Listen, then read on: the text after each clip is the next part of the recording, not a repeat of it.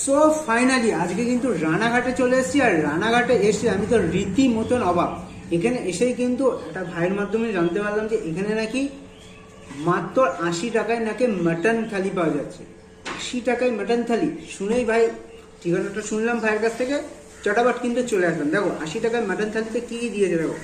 এখানে কিন্তু মিনিকেট চালের ভাত দিয়েছে, এখানে কিন্তু স্যালাড দিয়েছে, আর এখানে কি কি দিয়েছে একটু দেখিয়ে দিই। আলু ভাজা দিয়েছে, ডাল দিয়েছে, আর এখানে একটা শাক চচ্চড়ি দিয়েছে, পাঁপড় ভাজা দিয়েছে, আর এখানে কিন্তু দেখো যেটা মূল আকর্ষণ লাল লাল ঝালঝাল করে কিন্তু মাটন থালি দিয়েছে।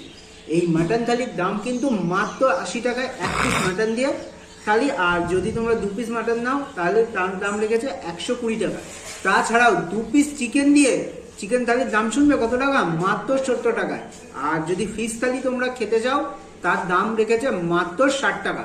তাছাড়াও এখানে কিন্তু ভেজ থালি